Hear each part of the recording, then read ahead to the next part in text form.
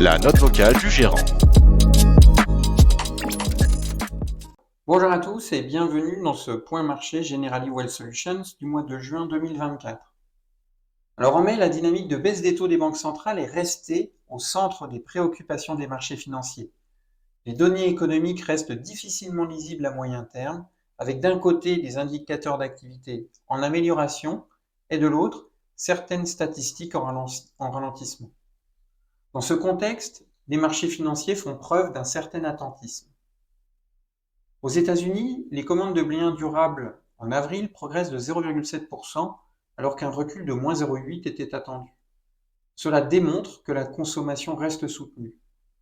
L'indice d'activité PMI pour le mois de mai accélère par ailleurs à 54,4 contre 51,2 et il s'agit de la première hausse qu'enregistre cet indicateur depuis le début de l'année. Cela accrédite le fait que l'économie montre des signes de réaccélération. Même le secteur manufacturier, longtemps en difficulté ces derniers mois, est revenu en zone d'expansion. Cependant, dans le même temps, le moral des ménages se dégrade, tout comme certaines statistiques d'emploi, ce qui fait craindre pour la future évolution de la consommation, qui représente dans les pays développés plus de 60% du PIB. En zone euro, l'indice d'activité PMI rebondit également à 52,3 au plus haut de 12 mois. En Chine, la croissance du crédit accélère en avril sous l'impulsion de la Banque centrale et des mesures du gouvernement, mais beaucoup de chemin reste à faire pour dépasser la crise immobilière qui continue d'impacter l'économie chinoise. Les marchés d'actions chinois ont par ailleurs consolidé une partie de leurs gains des dernières semaines après que le gouvernement a organisé d'importantes manœuvres militaires autour de Taïwan après l'élection d'un président favorable à l'indépendance de l'île.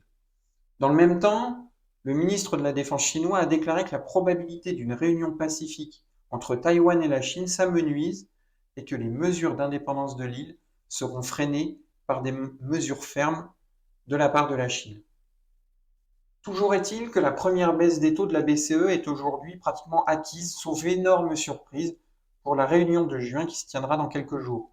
Philip Lane, chef économiste de la BCE, a cependant annoncé que si les données économiques actuelles permettaient de lever le niveau de restriction monétaire le plus élevé, il faut comprendre ici qu'une baisse de taux est possible, il n'en demeurait pas moins que la politique monétaire de la BCE devrait rester restrictive jusqu'en 2025. Les autres baisses ultérieures ne sont donc pas acquises. La BCE reste en effet déterminée à voir l'inflation continuer de ralentir avant de passer à une politique durablement plus accommodante. Aux États-Unis, la récente croissance des prix dans les services pousse la Fed à temporiser. Les marchés anticipent entre une et deux baisses de taux directeurs pour l'année 2024, ce qui nous semble désormais raisonnable. Une première baisse de 25 points de base, comprenez ici 0,25%, en septembre, reste le scénario le plus probable. Il ne semble cependant pas encore acquis, ce scénario, puisque la probabilité n'est aujourd'hui que de 63%, et cela reflète le doute des membres de la Fed quant au fait que l'inflation puisse évoluer durablement vers la cible des 2%.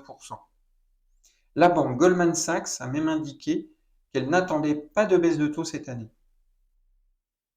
Alors en revanche, Jérôme Powell, le président de la Fed, a cependant rassuré les marchés en confirmant qu'il n'envisageait pas de remonter les taux directeurs alors qu'il s'agissait d'une crainte ces dernières semaines compte tenu des relatives bonnes nouvelles sur le front de l'activité économique. Les messages sur les politiques monétaires sont donc globalement assez flous à moyen terme, voire dissonants, ce qui invite les marchés à l'expectative. Alors, ces tergiversations ont permis au taux d'intérêt de légèrement progresser sur le mois en France, l'obligation d'État française à 10 ans progressant légèrement à 3,13% par an. Il faudra d'ailleurs surveiller les conséquences de la dégradation de la note souveraine de la France par l'agence Standard & Poor's, survenue le 31 mai, même si, de notre côté, nous pensons qu'il s'agira d'un épiphénomène sur les marchés financiers. Au niveau des entreprises, la saison des résultats du premier trimestre aura donc dépassé les attentes. Mais comme nous le signalions en avril, ces dernières avaient été considérablement abaissées sur les derniers mois.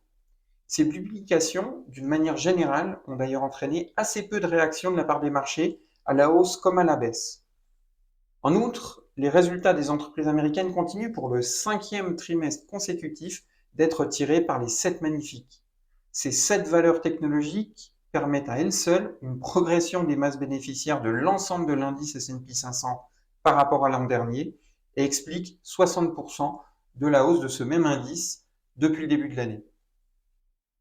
Alors, dans ce contexte, que faire au niveau de la stratégie d'investissement?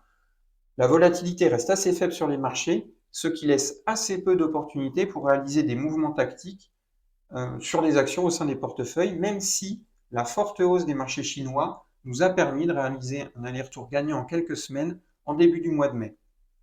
D'une manière globale, les marchés actions nous semblent recéler un potentiel limité à court terme. C'est pourquoi nous avons poursuivi en mai notre stratégie de rotation vers les valeurs délaissées en renforçant à nouveau les petites et moyennes valeurs européennes au sein des portefeuilles pour des questions de valorisation relative attractive. Cette classe d'actifs devrait bénéficier de perspectives de résultats et des prochaines baisses de taux en Europe. Concernant les taux d'intérêt, nous continuons de penser que les niveaux actuels constituent des opportunités à moyen terme et qu'il est intéressant de construire des positions au sein des portefeuilles en privilégiant les obligations d'État. Les obligations d'entreprise nous paraissent toujours assez chères. Merci de votre écoute et à très bientôt pour un prochain point marché Generali Wealth Solutions.